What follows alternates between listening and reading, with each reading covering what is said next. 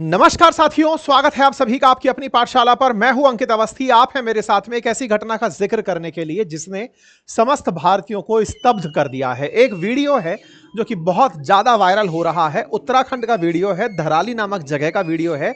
यहां पर आप एक बहुत तेजी से उफनते हुए नाले को आता हुआ देख रहे हैं, जिसने अपनी जद में इन घरों को समा लिया है। भागीरथी नदी में मिलने के लिए यह नाला जा रहा था, रास्ता बदल लिया और बदल करके इस जगह पर जितने भी लोग थे उन सबको अपनी जद में समा लिया है। तस्वीरें दिखाती हैं कि किस तरह इस नाले में आए हुए मड ने और पानी ने इस तरह से यहां पर चल रहे लोगों को अपने भीतर समा लिया। इन घरों के अंदर रह रहे लोगों को पूरी तरह से बाढ़ में समा दिया गया। किस तरह से यहां पर ये भागते हुए लोग इस पानी के शिकार बन गए, इस कीचड़ के अंदर जाकर फंस गए। हालात कुछ समय बाद इस तरह से बयान किए गए, जहां पर मड़ यानी कि कीचड़ और पानी आपको केवल और केवल दिखाई दे रहा है। इस क्षेत्र के अंदर अब कोई भी पानी की जगह व्यक्ति या और घर दिखाई नहीं दे रहा है। पूरी तरह से साफ कर दिया गया है। आप कीचड़ को लेट तक उतरते हुए देख सकते हैं। ये पहाड़ से ऊपर उतर करके नीचे आ रहा है। पानी से ज्यादा यहां पानी में घुली हुई मिट्टी कीचड़ के रूप में उतरती हुई नीचे आपको दिखाई दे रही है। आप हालातों का अंदाजा इससे लगा सकते हैं कि घर कई कई माले तक कीचड़ में दफन हो गए, बाजार पूरी तरह से गायब हो गए। हालात की तस्वीरें आपके सामने कुछ इस तरह से दिखाई दे रही हैं। यह घटना है उत्तराखंड की, और उत्तराखंड में जहां कुछ इस तरह से पहले एक शहर था, वो कुछ समय बाद में इस पूरे पूरे क्षेत्र के अंदर इस तरह से कीचड़ ने स्थान ले लिया। हेडलाइन बनती है 4 लोगों के मारे जाने की खबर और अनेकों के गायब होने की खबर उत्तराखंड के अंदर निकल कर आती है। यह बात है साथियों कल की, जब 100 से अधिक लोगों के गायब हो जाने की खबर आती है। यह कुछ ही देर में हुई वो घटना थी जो कि उत्तराखंड के उत्तरकाशी जिले में धराली नामक विलेज के अंदर खीरगाध नामक नाले में आई इस बाढ़ के कारण हुआ, या फिर कहिए तेजी से आए पानी के कारण हुआ। तेजी से आए पानी का कारण, प्रारंभिक कारण कहा गया कि यह एक बादल फटने की घटना है जिसने अपने साथ में मिट्टी को भी समेट लिया। लेकिन क्या इसके लिए पूरी तैयारियां थी? भारत में इस तरह की घटनाएं आए दिन क्यों हो रही हैं? उत्तराखंड लगातार इस चीज के लिए इतना प्रोन क्यों होता जा रहा है? हिमाचल प्रदेश और उत्तराखंड में लगातार बादल फटने की घटनाएं बार बार क्यों हो रही हैं?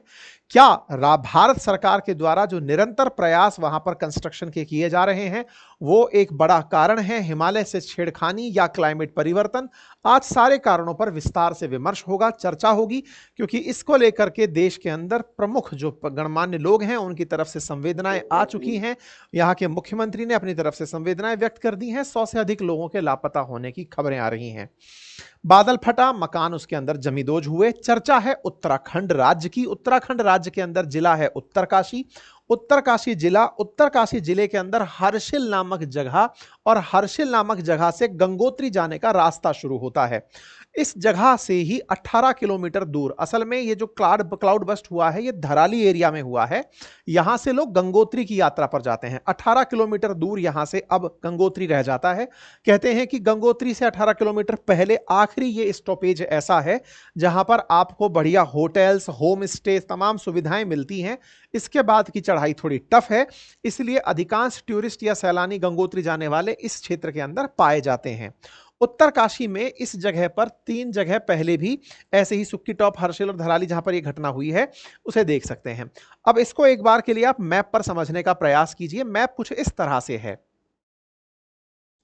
जिस तरह से आप यहां देख रहे हैं ये रहा उत्तराखंड। उत्तराखंड यहां पर आपको पहाड़ियां, ग्लेशियर्स पिघले हुए, और इन ग्लेशियर्स के साथ में आपको ये धराली नामक जगह दिखाई दे रही है।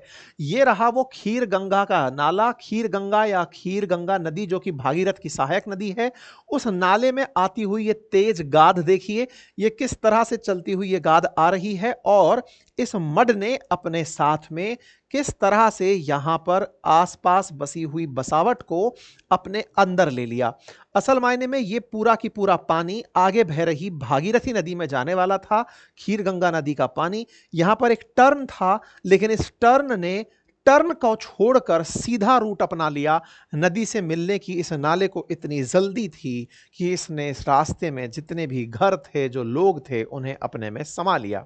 तस्वीरें बयान करती हैं कि किस तरह से यह घटना ने पूरी तरह से लोगों को प्रभावित कर दिया। धराली देहरादून से 218 किलोमीटर दूर है। गंगोत्री धाम यहां से 18 किलोमीटर दूर है। हर्षिल कैंप नामक जगह यहां पर आर्मी का कैंप है। यहां से 4 किलोमीटर दूर पर ही है। यहीं पर हर्षिल हेलीपैड भी है। और मड स्लाइड जो हुआ वो भागीरथी नदी में मिलने से पहले हुआ। प्रशासन की तरफ से भारी बारिश के चलते 3 जिलों के अंदर स्कूलों में छुट्टी कर दी गई है। ये वो जगह है जहां पर पहले भी 1864, 2013 और 2014 में बादल फटने के कारण ऐसी घटनाएं हुई हैं। भूगर्भ वेत्ताओं की अगर बात जाने तो उनके अनुसार ये जगह ट्रांस हिमालय, यानी कि ट्रांस हिमालय मौजूद मेन सेंट्रल थ्रस्ट में यह जगह आती है। यानी कि ये वो क्षेत्र है जहां से मुख्य हिमालय को ट्रांस हिमालय जोड़ता है। मतलब हिमालय का अलग अलग उम्र में जिस तरह से निर्माण हुआ, जिस तरह से ये फोल्ड माउंटेन बनकर यूरेशियन प्लेट और इंडो एशियन प्लेट की वजह से जो हिमालय का निर्माण हुआ, उस हिमालय के निर्माण में अलग अलग फेजेस में ट्रांस हिमालय, मुख्य हिमालय बने। तो उन हिमालयों के बीच में जो दरार रह गई, जिसे कि थ्रस्ट कहा जाता है, उस सेंट्रल थ्रस्ट में ये जगह मौजूद है। इस तरह की जो सेंट्रल थ्रस्ट होती हैं, ये भूकंप के लिए बड़ी प्रोन होती हैं। ऐसी जगह पर इस शहर का या इस छोटे से कस्बे का बसा होना पहले भी चिंता का कारण रहा है। कहा जा चुका है कई बार पहले भी कि यहां पर कभी भी बड़ी दुर्घटना हो सकती है। यह सैलाब यहां अब आया, लेकिन इसके बारे में भूगर्भ वेत्ता लगातार समय से चेता भी रहे थे। करीब 6 महीने पहले पहाड़ी का एक हिस्सा टूटकर खीर नदी में गिरा था। तब इसका मलबा नहीं आया था। कहा जा रहा है कि अब बादल फटने से वो मलबा तेजी से चलते हुए पानी के साथ नीचे आ गया। यही कारण है कि ये जो खीरगढ़ धराली विलेज के अंदर है, ये अपने साथ उस पहाड़ के टूटने से बने हुए मलबे को लेकर के लोगों को अपने अंदर समाकर ले गई। प्रत्यक्षदर्शियों का कहना है कि उन्होंने ऐसा 60 साल में नहीं देखा जो दृश्य वो यहां पर देखने के लिए मजबूर हुए। यह घटना वाकई में बता रही है कि जिस तरह का बाजार में चहलकदम हो रहा है, ये लोग अवगत ही नहीं है कि ये थोड़ी देर बाद कीचड़ का हिस्सा होंगे। हालांकि खबरें कहती हैं कि 4 लोग मारे गए, लेकिन तस्वीरें खुद बयान कर रही हैं कि कम से कम 20-50 लोग तो इस सड़क पर चल रहे हैं, वो इस कीचड़ का अब हिस्सा हो चुके हैं। तस्वीरें काफ़ी भयानक हैं, मैं नहीं दिखाऊंगा, आप में से कुछ का जी खराब हो सकता है। कुल मिलाकर के ज़मीन में बहुत से लोग दफन हो सकते हैं। ऐसे में लोगों के मरने की आशंकाएं हैं और ऐसे में शोक संतप्त परिवारों के साथ आपकी और हमारी संवेदनाएं भी हैं। अब सवाल यह है कि आफ्टर ऑल ये बादल फटते क्यों हैं? बादल का फटना होता क्यों है और बादल फटना होता क्या है? तो बादल फटना होता क्या है, तो इसको ऐसे समझिए कि जब कुछ दूरी के अंदर, कुछ चौड़ाई के अंदर, कुछ कम समय में बहुत सारा पानी बरस जाए। अब ये कुछ कुछ कुछ क्या है? तो कुछ तथ्यात्मक जानकारी के रूप में कहा जाता है कि 20 से 30 वर्ग किलोमीटर एरिया में अगर 1 घंटे में 100 मिलीमीटर से ज्यादा की बारिश हो जाए, औसत से अधिक बारिश हो जाए, तो वो बादल फटने जैसी घटना कहलाती है। मैं एक वीडियो के माध्यम से दिखाना चाहूं तो आप इसे ऐसे समझिए कि ये बादल अगर इस तरह से उड़कर आ रहा है और इसने पूरा की पूरा पानी एक बार में उंडेल दिया, तो ये जो पानी उंडेलने की सी जो घटना दिख रही है, इसे बादल फटना कहा जाता है। फिर सवाल बनता है कि ये होता क्यों है? होता क्यों है? तो अभी क्या है ना, मानसून का सीजन चल रहा है और मानसून के सीजन में क्या है कि हमारी जो भी वेस्टर्न घाट से आ रही जो हवाएं हैं, साउथ वेस्ट से चलती हुई मानसून की पवनें हैं, जो मैदानी क्षेत्रों में बारिश करती जा रही हैं, वो फाइनली हिमालय से टकराने जाती हैं। तो हवाएं बढ़िया पानी लेकर आती हैं और हिमालय से टकराने जा रही हैं। हिमाचल और उत्तराखंड के अंदर हिमालय पर्वत है, तो ये जो हवाएं जाती हैं तो हिमालय से टकराकर ऊपर उठने लगती हैं। और जब आप 144 मीटर हाइट पर जाते हैं, पर प्रति 144 मीटर के औसत पर 1 डिग्री टेम्परेचर कम हो जाता है। हिमालय की हाइट्स तो किलोमीटर्स में है। ऐसे में ये हवाएं जाती हैं तो हवाएं और ऊपर चलते चलते ठंडी हो जाती हैं। तो जो नमी अपने अंदर ये लेकर आई थी, वो नमी धीरे धीरे बूंद में परिवर्तित होने लगती है। वो बूंदें भारी होने लगती हैं और धीरे धीरे जैसे जैसे आप हिमालय के और हाइट पर चलते चले जाते हैं, वो बादल में कन्वर्ट होने लगती है। तो एक तरह से जो गर्म हवा थी वो ऊपर चल के ठंड में बादलों में परिवर्तित होती रहती है। जब अपने साथ ज्यादा नमी ये लेकर आती हैं तो ज्यादा पानी लेकर एकत्रित हो जाता है हाइट पे, और वो पानी संघनित डस्ट के साथ होकर बूंद बनकर नीचे गिर पड़ता है। तो अगर ये घटना टेम्परेचर वेरिएशन के कारण हो रही है तो बारिश बहुत तेजी से आ जाती है, और यही तेजी से कम समय में बहुत सारी बारिश बादल फटने की की घटना कहलाती है। ऐसा नहीं है कि ये बादल फटने की घटना प्लेन में नहीं हो सकती, लेकिन हिमालयन जैसे टेरेन में बारिश के पानी से उसके बहने के कारण जो घटनाएं घटती हैं वो ज्यादा भीषण होती हैं, क्योंकि पानी जब बहने निकलता है तो वो ढलान के सहारे सहारे हिमालय की मिट्टी को ले जाता है। अब हिमालय में मिट्टी कहां से आई? तो असल में क्या है कि जो हमारा हिमालय है ना, वो नया पर्वत है। नया से मतलब जैसे हमारा दक्कन का पठार, वेस्टर्न घाट, अरावली, ये पुराने पर्वत हैं। ये नया पर्वत है, यानी इसको बने ज्यादा समय नहीं हुआ है। आप कहेंगे जैसे कल परसों की बात हो, नहीं है, करोड़ों साल पहले की, लेकिन ये और ज्यादा पुराने अरावली जैसे पहाड़ तो है ना।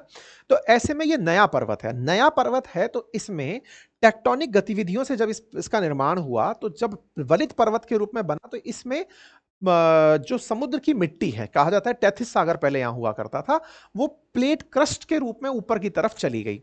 तो इसके अपर क्रस्ट पर जो मिट्टी है वो हिमालय के अंदर इसीलिए कम मजबूत चट्टाने और मिट्टी की मात्रा हिमालय पर्वत पे ज्यादा है। यही कारण है कि जब बारिश आती है तो वो अपने साथ मिट्टी को बहा लाती है। हमारे जो गंगा यमुना के मैदान है या सिंधु का जो मैदान है, उसके पीछे का बड़ा कारण भी यही कहते हैं कि हिमालय में गिरे पानी से जो गंगा नदी में या फिर यमुना में बहकर जाती है, उसी से मैदानों का निर्माण हुआ है। गंगा यमुना के मैदान उस पहाड़ों की मिट्टी से निकलकर बने हैं जो आप इस समय फर्टाइल लैंड के रूप में देखते हैं। एनीवे, तो ऐसे में ये जो मिट्टी है, ये मिट्टी भीषण भूस्खलन के चलते बहुत बड़ी मतलब नुकसान का कारण बन जाती है। ठीक है, तो उम्मीद है कि आपको ये बात समझ में आई हो कि उत्तराखंड में ऐसा क्यों होता है, क्योंकि यहां पर हिमालय है और हिमालय से जाकर के ये बादलों का टकराना, हवा का टकराना और तेज बारिश का आना होता जाता है। ठीक है, उत्तराखंड में जो सबसे भीषण त्रासदी की बात होती है वो 12 साल पहले की है, जब केदारनाथ में इसी तरह की एक घटना ने लगभग 5000 लोगों की जान ले ली थी। केदारनाथ के इस भीषण हादसे को जब भी याद करते हैं तो लैंडस्लाइड की घटनाएं और लोगों के मन में एक भय का माहौल बनता है। लेकिन सबक क्या लिए? सबक था कि हम इस तरह की घटनाओं से पहले तैयार हों, हम ऐसी चीजें क्लाइमेट रेजिलिएंट तैयार करें, या फिर हम अर्ली वार्निंग सिस्टम तैयार करें। अर्ली वार्निंग का मतलब है कि ऐसी घटनाएं फिर ना हो, यह हम सुनिश्चित करें। घटनाएं होने वाली हो, तेज बारिश की संभावना हो, तो वार्निंग सब क्षेत्रों में दे दी जाए। नालों के किनारे बसे हुए क्षेत्रों को साइड किया जाए। इस धराली नामक जगह को पहले भी कई बार भूगर्भवेत्ताओं ने कहा कि यह गलत जगह बसा हुआ है, यहां कभी भी बड़ी दुर्घटना स्थान ले सकती है, और वो फाइनली ऐसा हो गया। केदारनाथ जो 80% बह गया था, अब ये धराली विलेज फट गया है, बह गया है। कुल मिलाकर के उत्तराखंड में बहुत ज्यादा आवश्यकता है कि सरकारी प्रयास हो, सरकारी प्रयास उनको सूचना देने के हों, वहां पर तत्काल प्रभाव से सहायता भेजने की सारी व्यवस्थाएं हों। हिमालय की कमजोरी का कारण मैंने आप लोगों को बता दिया। भारत मतलब पूरी धरती जो प्लेट से निर्मित है, उसमें यूरेशियन प्लेट और इंडियन प्लेट के टकराने से हिमालय का निर्माण हुआ। ये सारी जानकारी मैंने आप लोगों को यहां पर दे दी है। साथियों, ये सारी जानकारी के साथ साथ सेना के द्वारा भी यहां पर राहत और बचाव के कार्य चल रहे हैं। मुख्यमंत्री ने आपदा राहत शुरू कर दी है और लोग चर्चा कर रहे हैं कि ऐसी घटनाओं के लिए आफ्टर ऑल जिम्मेदार कौन है। जिम्मेदार क्लाइमेट चेंज को देना सबसे आसान है कि क्लाइमेट चेंज है, लेकिन कहीं ना कहीं अनियंत्रित तरीके से पेड़ों की कटाई होना हो या फिर अनियंत्रित तरीके से निर्माण कार्य होना हो, ये कहीं ना कहीं हिमालयन इकोसिस्टम को कमजोर कर रहे हैं। इन पर भी बहुत ज्यादा आवश्यकता है ध्यान देने की, अदरवाइज इस तरह की घटनाएं एनी टाइम होती रहेंगी। जिस समय आप और हम ये सेशन बना रहे हैं, उसी समय हिमाचल प्रदेश के अंदर भी एक लैंडस्लाइड की घटना रिपोर्ट की गई है। जल्दी इसके बारे में भी अगर कोई अपडेट आता है तो हम आपको अपने ट्विटर हैंडल पर उपलब्ध कराएंगे। दैट इज अंकित कुमार अवस्थी, आप उसे जाकर सर्च कर सकते हैं। Thank you so much. अपनी पाठशाला जो हमारा एप्लीकेशन है, जिसका लिंक कमेंट बॉक्स में पिन है, उसे जाकर आप जो चेक करें। वहाँ पर आपके लिए बेहतरीन कोर्सेज और हमारे हैंड रिटन नोट्स उपलब्ध हैं, जिन्हें आप घर बैठे मंगा सकते हैं। और हाँ, अगर आप राजस्थान से हैं और राजस्थान की खबरों में इंटरेस्ट रखते हैं तो अंकित इंस्पायर्स राजस्थान नाम से खबरों के विश्लेषण के लिए हमने एक चैनल शुरू किया है, आप उसे भी अवश्य चेक करें। धन्यवाद।